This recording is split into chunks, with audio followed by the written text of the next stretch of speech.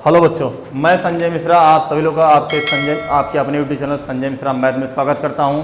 बच्चों, जो हम क्लास 12th की फिजिक्स पढ़ रहे थे, पहला लेसन था वैद्युत क्षेत्र तथा कूलाम का नियम।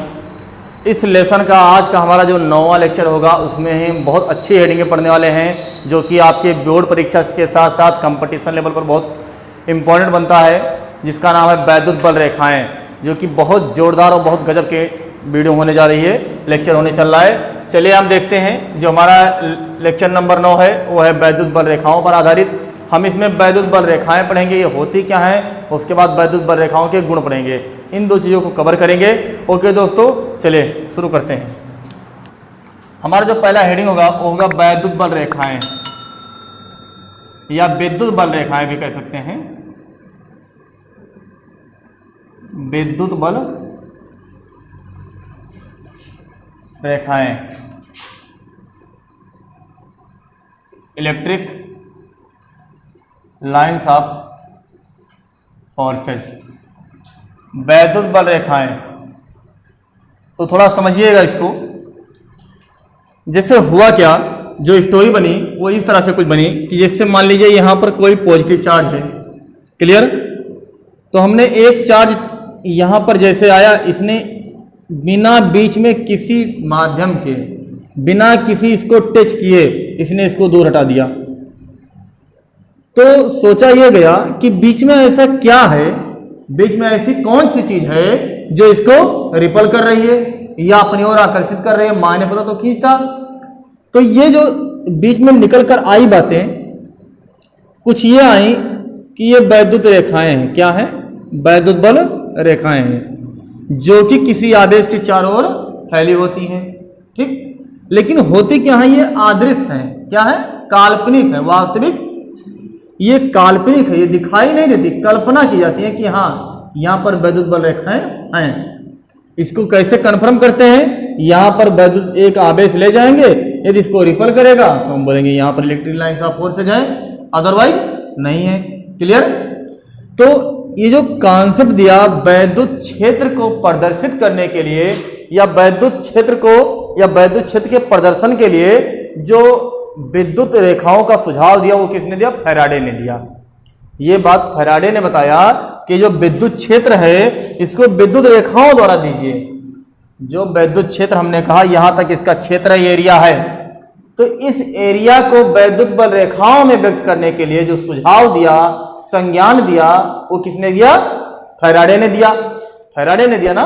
तो हम सबसे पहला इसमें पॉइंट लिखेंगे वैद्युत बल रेखाओं में कि विद्युत क्षेत्र के प्रदर्शन के लिए, विद्युत, नोट करते रहिए आप लोग, विद्युत क्षेत्र के प्रदर्शन के लिए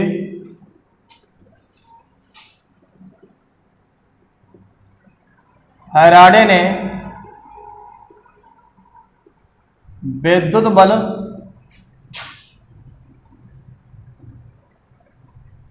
विद्युत बल रेखाओं का सुझाव दिया। किसने दिया? विद्युत क्षेत्र के प्रदर्शन के लिए फैराडे ने विद्युत बल रेखाओं का सुझाव दिया। लेकिन विद्युत बल रेखाएं, विद्युत बल रेखाएं विद्युत क्षेत्र में खींची गई, विद्युत क्षेत्र में खींची गई वैकल्पिक, खींची गई विद्युत क्षेत्र में खींची गई वह काल्पनिक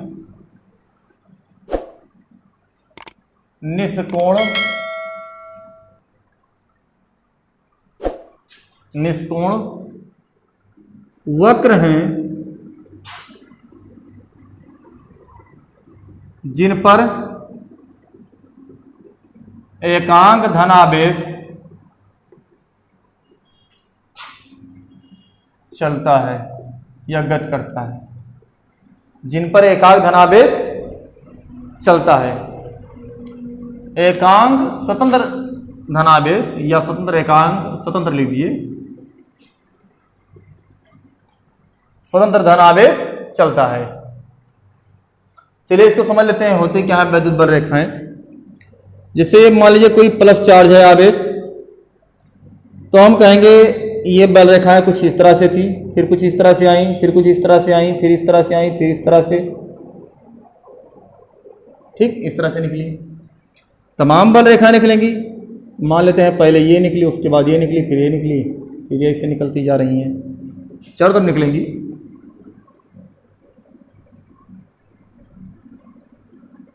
ऐसे छोटी छोटी करके निकलती हैं। बता रहे हैं बड़ा क्यों है, पहले बाद में छोटा क्यों है, ये सब बताया जाएगा आपको, परेशान मत होइए। ज़्यादा दूर तक चली गई है, चलो छोड़ दो। मानते हैं ये बल रेखा ऐसे निकली, ऐसे निकली, फिर छोटी हो गई, उससे भी छोटी हो गई, उससे भी छोटी हो गई, फिर धीरे धीरे छोटी होती जाती है। तो ये बताया क्या जा रहा है कि ये धन आवेश है, तो इनसे वैद्युत बल रेखाएं निकलती हैं। कहाँ निकलती हैं? बाहर की ओर निकलती हैं। ये वैद्युत बल रेखाएं जब निकल रही थी तो बताया गया कुछ इस तरह से, पहले सुझाव आया कि ये जो है इस पर जब ये बल रेखाएं चलती है तो इसमें एकांक परीक्षण आवेश चलता है या एकांक धन आवेश चलता है, जो कि क्या होता है? स्वतंत्र होता है, ये बताया गया। ठीक, वैद्युत बल रेखाएं जब आवेश के पास पास होती हैं तो उनका परिमाण ज्यादा होता है, इसीलिए हमने जो एरो बनाया है पास वाली ये क्या है? बड़ी है। उसके बाद जैसे जैसे दूर बढ़ती हैं इनका मान घटता जाता है, घटता जाता है, परिमाण क्या होता है? छोटा जाता है। इसीलिए बल रेखाएं जैसे जैसे दूर जा रही हैं इनकी जो ये मैग्नीट्यूड है, ये जो हम इसका परिमाण दिखा रहे हैं, ये सब क्या है? छोटे होते जाते हैं, छोटे होते जाते हैं।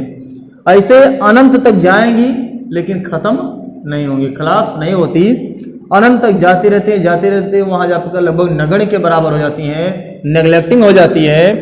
तो ये जो बड़ा परिमाण पहले बनाने का मतलब ये है कि वैद्युत आवेश के पास में जो बल रेखाएं होती हैं वो क्या होती हैं? उसका प्रभाव ज्यादा होता है। उसके बाद जैसे जैसे जैसे जैसे हम दूरी बढ़ाते हैं ये बल रेखाएं क्या होती हैं?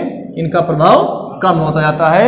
ये जो छोटी रेखा होने के बाद में छोटी होते जा रही है, इसका बताने का केवल यही मकसद है कि बल रेखाएं आगे जाएंगी, जैसे जैसे आगे चलती जाएंगी वैसे वैसे इनका परिमाण, इनका मान छोटा होता जाएगा। ठीक है, इसको नोट हो गया? नोट किए? चलिए नोट कीजिए, नोट कीजिए, बनाइए फास्ट। चल देखिए बच्चों, ये हमारा जो होगा ये दूसरा हेडिंग होगा वैद्युत बल रेखाओं के गुण, जो कि मोस्ट इंपॉर्टेंट है, बहुत इंपॉर्टेंट है। इसमें कई क्वालिटी हम लोग पढ़ेंगे लेकिन ये मोस्ट इंपॉर्टेंट है, आप इसको नोट कर लीजिएगा। कंपटीशन लेवल के नजरिए से भी और बोर्ड परीक्षा के लेवल से भी ये बहुत इंपॉर्टेंट होगा। सबसे पहला गुण लिखेंगे, वैद्युत बल रेखाएं कहां से निकलती है और कहां पर प्रवेश करती हैं? तो वैद्युत बल रेखाएं धन आवेश से निकलती हैं और ऋण आवेश में प्रवेश करती हैं। ठीक, तो पहला गुण लिखेंगे, वैद्युत बल रेखाएं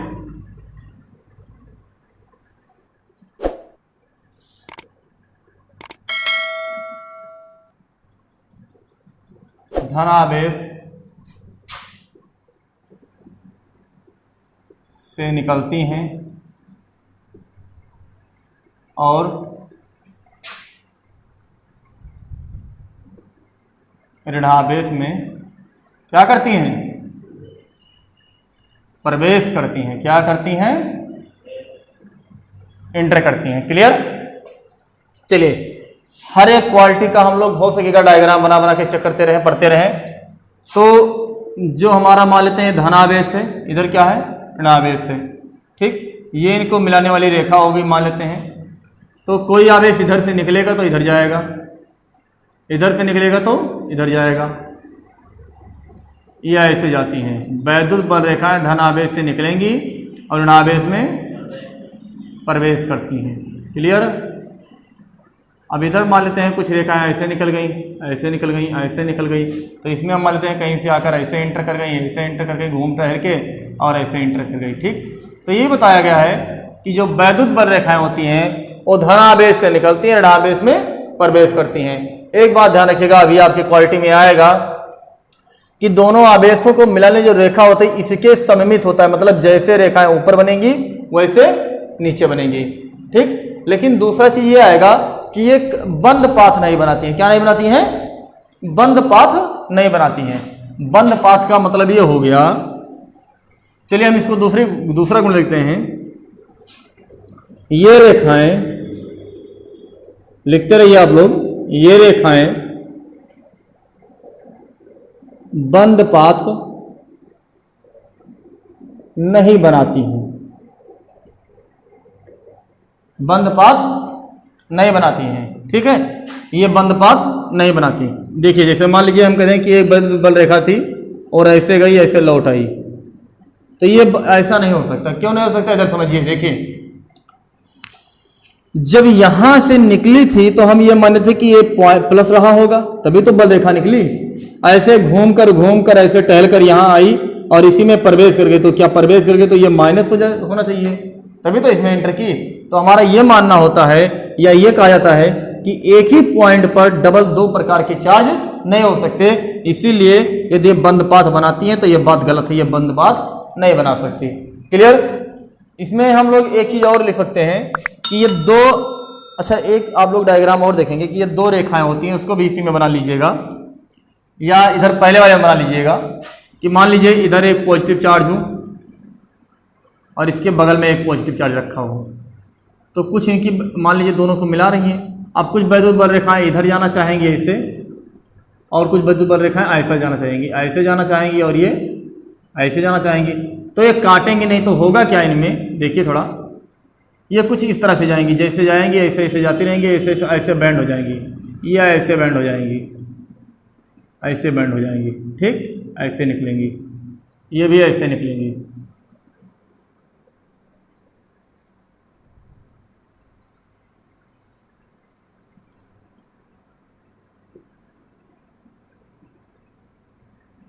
मतलब हम ये देख रहे हैं कि जो बल रेखाएं हैं, ये जब दोनों आवे यहाँ जा रहे तो टकरा रहे थे, टकराएंगे नहीं, ये ऐसे मुड़ जाएंगी और ये ऐसे मुड़ जाएंगे, ठीक, इस तरह से बल रेखाएं मुड़ जाती हैं। क्लियर? तो ये हम देखेंगे कि वैद्युत धन आवेश से निकलती हैं, ऋण आवेश में प्रवेश करती हैं। दूसरा हमने लिखा ये बंद पाथ नहीं बनाती हैं, और इसी में हमने एक डायग्राम और आप लोगों को दिखाया कि ये दो धन रेखाएं आवेश एक ही प्रकार के हैं, तो उनकी बल रेखाएं एक दूसरे को काटेंगे नहीं, ऐसे घूम जाएंगे, ऐसे क्या होती हैं, घूम जाती हैं, बैंड कर जाते हैं। क्लियर? चलिए ठीक है, इसको नोट कीजिए, बनाइए फास्ट। वो कुछ बहुत ही खास होने वाला है, वैसे खास तो सब है लेकिन ये तो कुछ ज़्यादा ही होते जा रहे हैं।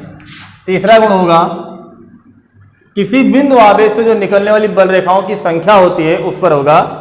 तो किसी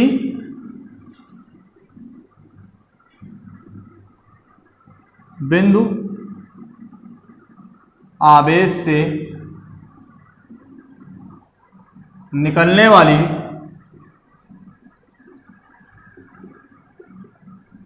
बल रेखाओं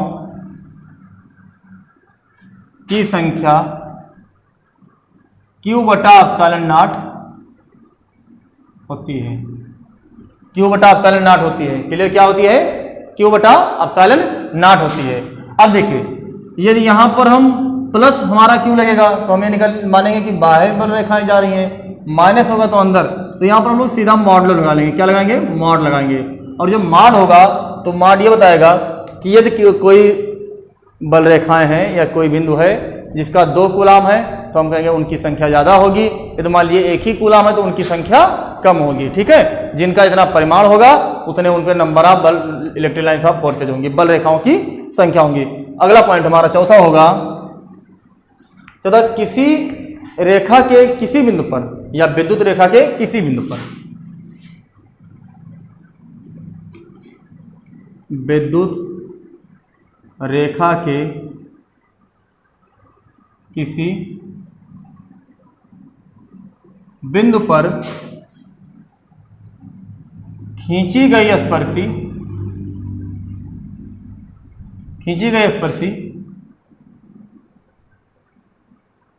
उस बिंदु पर वैद्युत क्षेत्र की दिशा को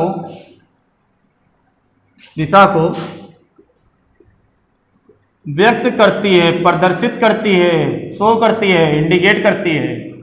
यानी यदि कोई वैद्युत बल रेखा है और उसके किसी भी पॉइंट पर हम एक स्पर्शी खींचेंगे तो जो टेंजेंट लाइन होगी, स्पर्श रेखा होगी, वो उस पॉइंट पर वैद्युत क्षेत्र की दिशा को व्यक्त करेगी।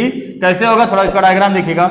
इस समझिए कोई वैद्युत बल रेखा है, ये कोई इलेक्ट्रिक लाइंस ऑफ फोर्सेज है, वैद्युत बल रेखा है, जो कहीं से निकल रही है, कहीं पर जा रही है, ठीक है, उनका मार्ग है, वो जा रही है। हमने पूछा कि यहाँ पर जो ये पॉइंट है, यहाँ पर बी पॉइंट है, इस पॉइंट पर वैद्युत बल रेखाओं की दिशा क्या होगी? तो हम कहेंगे इस पॉइंट पर एक टेंजेंट खींच लीजिए, एक स्पर्शी खींच लीजिए, वो हमारा यहाँ पर वैद्युत बल रेखाओं की दिशा को व्यक्त करेगा। यहाँ पर एक स्पर्शी खींचेंगे तो ये हमारा वैद्युत बल रेखाओं की दिशा को व्यक्त करेगा। तो ये बताया गया है कि बिंदु रेखा के किसी विद्युत रेखा के किसी बिंदु पर खींची गई स्पर्शी उस बिंदु पर वैद्युत क्षेत्र की दिशा को व्यक्त करती है। मतलब यहाँ पर वैद्युत क्षेत्र की दिशा इधर होगी, यहाँ पर इधर होगी, या यहाँ पर निकाल ले, मान लेते हैं कोई पॉइंट सी भी है, तो यहाँ पर कुछ इस तरह से होगी, ठीक है। तो यानी अलग विद्युत बल रेखाओं के अलग अलग बिंदुओं पर वैद्युत क्षेत्र की दिशा, वैद्युत बल रेखाओं की दिशा वो क्या होती है, अलग अलग होती है। क्लियर, इस तरह से बताया गया। हमारा जो अगला पॉइंट होगा, पांचवा पॉइंट कुछ खास इस तरह से होगा, आता है कि दो बल रेखाएं कभी एक दूसरे को काट नहीं सकती। दो बल रेखाएं कभी एक दूसरे को काट नहीं सकती। Two electric lines of force never cross to each other. दो बल रेखाएं कभी एक दूसरे को काट नहीं सकती। तो लिखेंगे दो बल रेखाएं कभी एक दूसरे को काट नहीं सकती। ठीक, क्यों नहीं काट सकती इसको समझिए। जैसे मान लीजिए एक इलेक्ट्रिक लाइन ऑफ फोर्सेज ये हो गई, पहली वैद्युत बल रेखा हम जिसको नाम देते हैं E1, दूसरी जा रही थी वैद्युत बल रेखा ये जा रहे थे E2। ठीक, दो बल रेखाएं एक दूसरे को काट नहीं सकती क्योंकि कटान बिंदु पर दो स्पर्शी या दो दिशा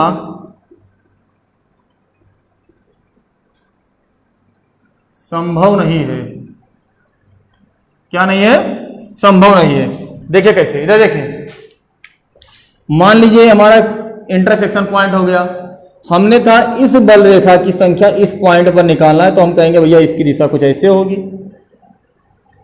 इस बल रेखा की दिशा निकालनी थी तो इस पर ऐसे स्पर्शी खींच दिया।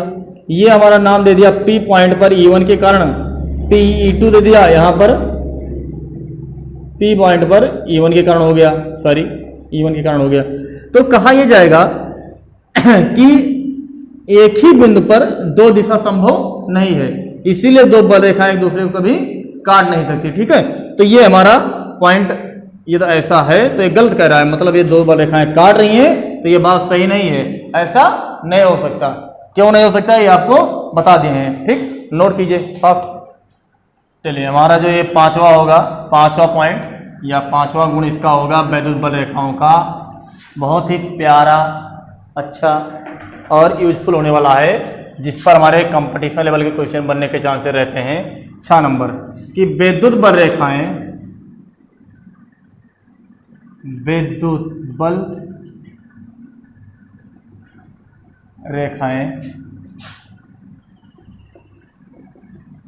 आवेशों को मिलाने वाली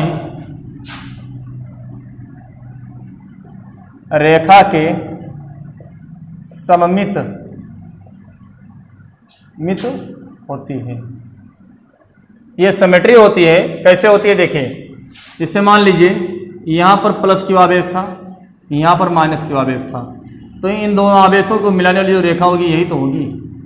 तो सिमेट्री मतलब ये बताया जा रहा है कि जितनी बल रेखाएं रेखा के ऊपर होंगी और जैसे होंगी सेम टू सेम वैसे होंगी और उतनी ही नीचे होंगी, ये बताया जा रहा है। ठीक, जितनी बल रेखाएं ऊपर होंगी उतनी ही नीचे होंगी। ये तो मिलाने वाली रेखा हुई ना, ये वाली तो रेखा है मिलाने वाली। तो इसमें 1 2 3 4 4 8, इसमें 6 है ना, तो एक मान लीजिए इधर से आ रही होगी कहीं से घूम टहल कर, और एक इधर से आ रही होगी। ठीक, तो हमने देखा जितनी बल रेखाएं ऊपर है उतनी नीचे हैं, तो दोनों में क्या है, सिमेट्री की कंडीशन फॉलो हो रही है। क्लियर। दूसरी बात, सतवा है परिमाण में समान, परिमाण में समान आवेशों से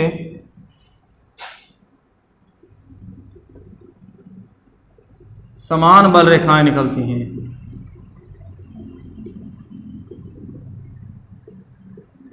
कैसी निकलती हैं, समान बल रेखाएं निकलती हैं। जैसे देखिए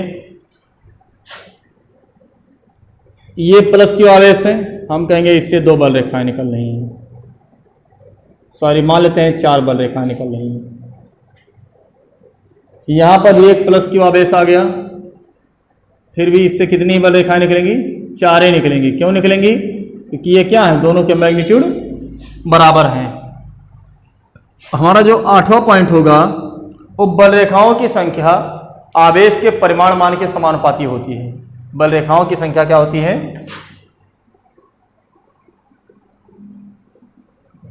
बल रेखाओं की संख्या आवेश के परिमाण के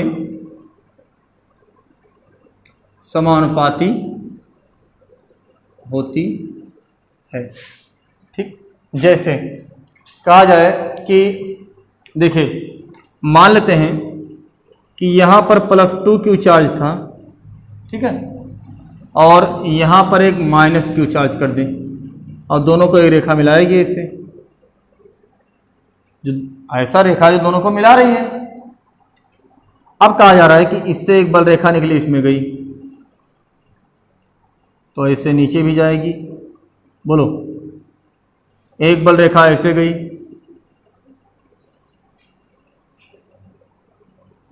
तो यहां पर 4 रेखाएं इंटर करें जो कि माइनस आवेश है, तो यहां पर ये प्लस क्यू आवेश है तो इसे 4 रेखाएं निकलनी थी, लेकिन है कितना, एक्चुअली है 2q है ना इसका मान, और यहां पर कितना है 1q, मतलब -1 आवेश है, यहां पर +2 आवेश है, यानी जितनी बल रेखाएं इसमें जा रही हैं उससे दुगनी बल रेखाएं इधर से निकलेंगी। ये तो बता रहा है भाई, इसका परिमाण क्या है, भले चिन्ह माइनस प्लस है, प्लस माइनस केवल ये बता रहा है कि किन से निकलेगी, किस में जाएगी। लेकिन मैं मैग्नीट्यूड की बात करूं, परिमाण की बात करूं, तो केवल हमारी एक आवेश इतना है 1 कूलाम का, इधर कितना है 2 कूलाम, तो जिसमें 1 कूलाम में 4 बल रेखाएं इंटर कर सकती हैं, तो क्या इससे 8 बल रेखाएं नहीं निकल सकती हैं, निकल सकती हैं। तो ये 2 बल रेखाएं हमारी इस तरह से हो गई। ठीक, अब आप देख लीजिए जितनी बल रेखाएं इस एक्सिस को, इस लाइन को मिलाने के ऊपर हैं, उतनी बल रेखाएं नीचे हैं, मतलब दोनों बल रेखाएं एक दूसरे के सममित हैं, सिमेट्री हैं। अब हो क्या रहा है कि वास्तव में ये जब बल रेखाएं निकली तो ये गई कहां, तो क्वेश्चन ये बनता है कि दोनों आवेशों को हम दूर से देखें मिला दें तो एज पॉजिटिव चार्ज मिलेगा, नहीं मिलेगा, बोलो। अरे भाई 2 प्लस 1 माइनस, तो 1 पॉजिटिव मिलेगा, और एक पॉजिटिव चार्ज से कितनी बल रेखाएं इंटर करने का निकलने की अथॉरिटी इसमें दे रहा है 4। कितनी बल रेखाएं, 4 बल रेखाएं। ठीक, तो एक कितनी बल रेखाएं हमारी, एक आवेश बचा ना, एक ही आवेश तो बचा, और जब एक आवेश बचा तो इस आवेश से कितनी बल रेखाएं निकलनी चाहिए फालतू में, 4, और जो कि हमारी कितनी निकल रही है फालतू में, देखिए, अरे देखो भाई 4 बल रेखाएं तो बच रही हैं, मतलब दोनों आवेशों को मिला दिए तो जितनी बल रेखाएं फालतू में इनकी निकली उनकी निकली, खत्म हो गई। बचा क्या, एक धनावेश बचेगा जो कि हमारी बल रेखाएं निकालेगी। क्लियर, यानी 1 कूलाम के एक परिमाण आवेश से 4 बल रेखाएं इंटर कर रही थी, तो जब 2q प्लस माइनस q हुआ तो मिलकर 1 प्लस q बचा, उस प्लस q से केवल 4 बल रेखाएं निकल सकती हैं, तो ये हमारी 4 बल रेखाएं निकल रही हैं जो कि हमारी सेव हो रही हैं, बच रही हैं। तो हमने कहा इन दोनों का जो मैग्नीट्यूड हो प्लस q आएगा, तभी 4 बल रेखाएं बच रही हैं। क्लियर, ये बताया गया है। दूसरी बात हमने बताया कि बल रेखाओं की संख्या आवेश के परिमाण के समानुपाती होती है, मतलब यदि हम कह दें कि यदि बल रेखाओं की संख्या n1 है, सॉरी आवेश q1 है, तो हम कहेंगे बल रेखाओं की संख्या n1 है, आवेश q2 है तो बल रेखाओं की संख्या n2 है। ये तो कह सकते हैं कि दोनों को सॉल्व करें तो हम कहते हैं Q1 अपान जो Q2 होगा वो N1 अपान N2 के बराबर होगा। मतलब ठीक है, नोट कीजिए फास्ट हैं, थोड़ा नहीं दिख रहा होगा। इधर लिखेंगे Q1 upon Q2 equal to N1 upon N2। मतलब जितने बल रेखाओं की संख्या इधर का अनुपात उधर के बल रेखाओं की संख्या इधर के चार्ज के परिमाण के मैग्नीट्यूड के अनुपात का समान दोनों में क्या होगा, बराबर होगा। ओके, नोट कीजिए फास्ट। अगला पॉइंट होगा नौवां हेडिंग, सॉरी नौवां पॉइंट होगा या वैद्युत बल रेखाओं के नौवे गुण होंगे। वो क्या होगा, एक क्वेश्चन आता है कि क्या, सॉरी 9 नंबर है, किसी चालक के भीतर वैद्युत बल रेखाएं प्रवेश करती या नहीं करती हैं। ये बड़ा अच्छी चीज है।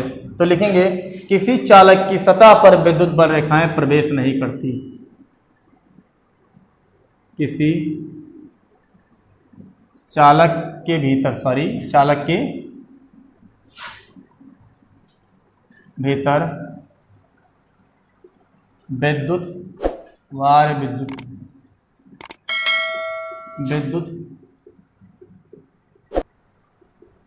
बल रेखाएं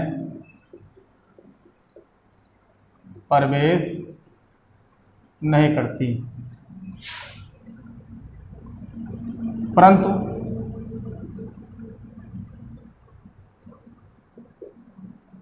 चालक की सतह पर सदैव लंबवत होती हैं। बड़ा इंपॉर्टेंट फैक्ट है, इसमें बहुत अच्छे अच्छे क्वेश्चन बनते हैं। आपके जेई लेवल भी काफ़ी क्वेश्चन इसमें आया है। मैं अभी आपको कुछ क्वेश्चन इसमें करवाऊंगा जो बताऊंगा कि कैसे कैसे न्यूमेरिकल बन जाते हैं। बहुत आसानी से केवल आप देख देख कर इसका फिगर सही कर सकते हैं। तो देखिए, जैसे कोई चालक है, ये मान लिया कोई कंडक्टर है, तो हम कहेंगे इनके अंदर वैद्युत बल रेखाएं नहीं प्रवेश करें। क्या है, हमारा कंडक्टर है, चालक है, ठीक। होता क्या है, कोई धनावेश से वैद्युत बल रेखाएं निकली तो धनात्मक रही होंगी। क्या रही होंगी, धनात्मक रही होंगी। अरे इधर पॉजिटिव रहा होगा तभी तो निकली रही बल रेखाएं। तो वैद्युत बल रेखाएं धनावेश से निकले तो किसका चाहन करती हैं, ये किसको चाहती हैं, ये किसको चाहेंगी, ऋणावेश को चाहेंगी। तो इस परमाणु में इलेक्ट्रॉन और प्रोटॉन दोनों होते हैं। तो जब ऋणावेश को चाहन करेंगी, ऋणावेश का चाहत होगा, मोहब्बत होगा ऋणावेश से, तो क्या हो जाएंगे, यहां पर जितने ऋणावेश हैं ये पूरे एटम के ऋणावेश किधर आ जाएंगे, इधर आ जाएंगे। आ जाएंगे नहीं आ जाएंगे, बोलो। धनावेश कहां चले जाएंगे तब बेचारे, एक किनारे चले जाएंगे, इस प्लेट पर धनावेश जाएंगे। और जब धनावेश इधर चला गया, पॉजिटिव चले, तो इधर से क्या होंगी, वैद्युत बल रेखाएं निकल जाएंगी। देखिए, एक ऐसी प्रोसेस आप लोग ने देखा कि, सॉरी तो आप कहेंगे सर वैद्युत इधर से हले कुछ कम है, उधर से निकले ज्यादा, बीचों में क्या पैदा हो गया, क्या ऐसा नहीं होगा। तो सुनिए, वैद्युत क्षेत्र जो है किसी चालक की सतह पर सदैव लंबवत होता है। ये पॉइंट सबसे बड़ा फैक्ट है, इस चीज को आप ध्यान रखिएगा। हमेशा ये चालक की सतह पर क्या होंगे, लंबवत होंगे, 90 अंश कोण बनाएंगे। दूसरी बात, इसके वैद्युत क्षेत्र के भीतर क्या होती है, वैद्युत क्षेत्र का मान 0 हो जाएगा। क्यों, क्योंकि कुछ आवेश इधर गए कुछ उधर गए। मतलब ये निकला कि जब वैद्युत बल रेखाएं अंदर गई ही नहीं तो वैद्युत क्षेत्र होगा कहां से, ठीक है।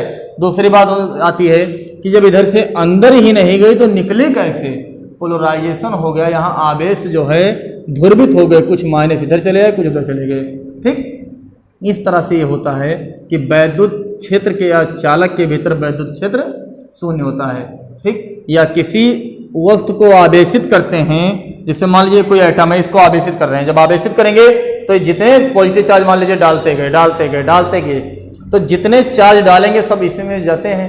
तो आप उसमें कैसा बल लगाएंगे, प्रतिकर्षण बल लगाएंगे। कैसा लगाएंगे, रिपल्सन फोर्स लगाएंगे। और जब ये रिपल्सन फोर्स लगाएंगे तो ये जो चार्ज हम डाल रहे हैं ये कहाँ जाएंगे, बाहरी सतह पर जाएंगे ना। तो इसके अंदर क्या बचेंगे, शून्य, क्योंकि एक दूसरे को सब बाहर की ओर जाना चाहते हैं। इसीलिए कहा था कि चालक के भीतर वैद्युत क्षेत्र का मान शून्य होता है। या एक क्वेश्चन आपके मतलब कंपटीशन लेवल का कुछ शायद ऐसे कुछ पहले आया हुआ था। ये एक कंडक्टर है जिसका ये सेंटर है। और कह रहा है इससे वैद्युत बल रेखाएं ऐसे जा रही थी और ऐसे निकली थी। कहा गया कि एक वैद्युत बल रेखा ऐसे जा रही थी, ऐसे बैंड हो गई, उसके बाद ऐसे निकली, ऐसे सही हो गई। ठीक, एक वैद्युत बल रेखा ऐसे सीधे निकल गई थी। और तीसरी बात ये आई थी कि एक वैद्युत बल रेखा ऐसे गई और ऐसे निकली। तो इसमें चूज करना था कि इसमें गलत पॉइंट कौन सा है।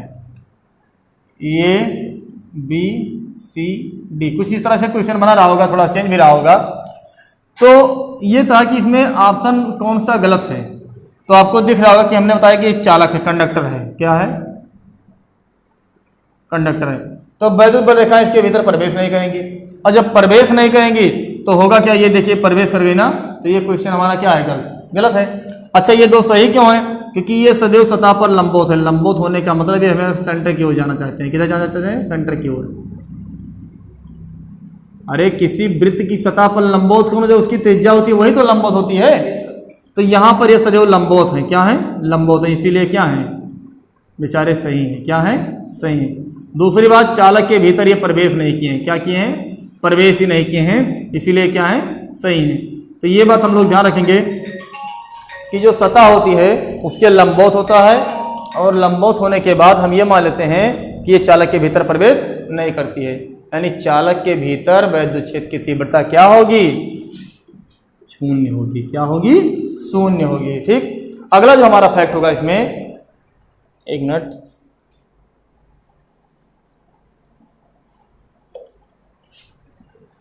अगला जो हमारा 10वां नंबर है कि वैद्युत बल रेखाएं लंबाई के प्रति सिकुड़ने का प्रयत्न करती हैं। सुनिए इसको, विद्युत ये रेखाएं, चलो अब ये रेखाएं लिख देते हैं।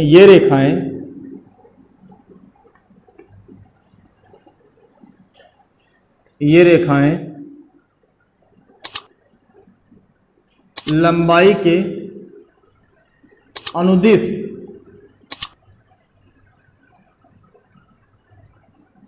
सिकुड़ने का प्रयत्न करती हैं। सिकुड़ने का प्रयत्न करती हैं। दूसरी 11 नंबर, ये रेखाएं लंबाई के लंबवत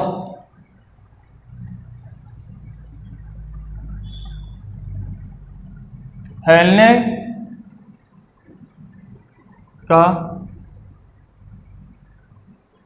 प्रयत्न करती हैं। ठीक, थोड़ा इधर एक पॉइंट समझ लीजिए, उसके बाद नोट कीजिए। हेलो, इधर देखो, देखिए जैसे मान लीजिए कोई पॉजिटिव चार्ज है और इधर कोई नेगेटिव चार्ज है, और ये इनको मिलाने वाली रेखा है जो कि दोनों समित होंगे। ये बल रेखा ऐसे गई तो ये होता क्या है कि अभी मैं आपको दोनों पॉइंट एक ही बता दे रहा हूं कि ये बल रेखा लंबाई, मतलब जैसे ये बल रेखा ऐसे गई है, ऐसे है, तो ये बल रेखा हमेशा सिकुड़ना चाहती हैं, आपस में कंप्रेस होना चाहती हैं, हमेशा सिकुड़ने का प्रयत्न करती हैं, प्रवृत्त रखती हैं, चाहती हैं। इसीलिए एक प्लस एक माइनस आवेश हमेशा आकर्षित होता है। क्या होता है? आकर्षित। लेकिन दूसरी बात, ये रेखाएं ऊपर की ओर फैलना चाहती है। लंबवत क्या होती है? फैलने का प्रयत्न करती हैं, और लंबाई की दिशा में, लंबाई के अनुदिश या लंबाई के लंबवत, ये लंबाई है इसके लंबवत, ये रेखा है, ये रेखा तो ये इसके पास नहीं है, सोचिए कि दूर दूर जाए, दूर दूर जाए और फैलना चाहती है। लंबाई के लंबवत फैलना चाहती है, लेकिन अनुदिश, लंबाई के अनुदिश क्या होती है? सिकुड़ना चाहती हैं। तो ये भी बड़ी अच्छी पॉइंट है। तो ये बल दो आवेशों के बीच आकर्षण का बल लगता है, प्लस एक माइनस है दो। तो क्यों? क्योंकि ये दोनों रेखाएं आपस में सिकुड़ने का प्रयत्न करती हैं और लंबाई के अनुदिश फैलने का प्रयत्न करती हैं। क्लियर? नोट कीजिए, फिर आगे पढ़ाने, नोट कीजिए फास्ट। चलिए कुछ पॉइंट और देखते हैं, कुछ खास पॉइंट आ रही हैं, अच्छे अच्छे पॉइंट हैं। शायद हम 11 करवाए थे, 12 नंबर करवाने जा रहे हैं। ये तो मान लीजिए कुछ बल रेखाओं का डिजाइन ऐसे बनकर चला है एग्जाम वगैरह में, और कहा जाए ये पॉइंट है, यहाँ पर बी पॉइंट है, यहाँ पर सी पॉइंट है। तो बताना ये है कि ये वैद्युत क्षेत्र है। पूछना है कि किस बिंदु पर वैद्युत क्षेत्र की तीव्रता ज़्यादा होगी, किस पर कम। तो ये वैद्युत बल रेखाएं पास पास हैं तो उनका प्रभाव ज़्यादा होगा, और दूर दूर है तो प्रभाव कम होगा। तो हम कह सकते हैं कि जो वैद्युत क्षेत्र की तीव्रता ये पर है वो अधिक होगा किससे? बी से। और वो भी देखो किससे होगा, सी से, क्योंकि यहाँ वैद्युत बल रेखाएं दूर दूर, यहाँ थोड़ा पास, यहाँ और पास है। ठीक, ये अगला पॉइंट जो हमारा बनता है ये कुछ इस तरह से बनता है कि वैद्युत बल रेखाओं की दिशा में जाने पर वैद्युत विभव का मान घटता है। तो विद्युत बल रेखाओं की दिशा में विद्युत विभव घटता है। आगे बताया जाएगा विद्युत विभव क्या है। विद्युत बल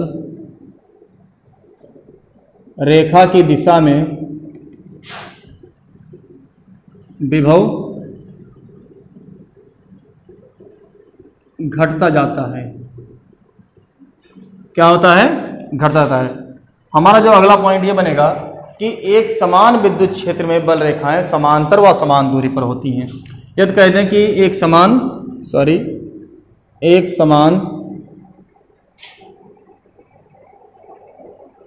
वैद्युत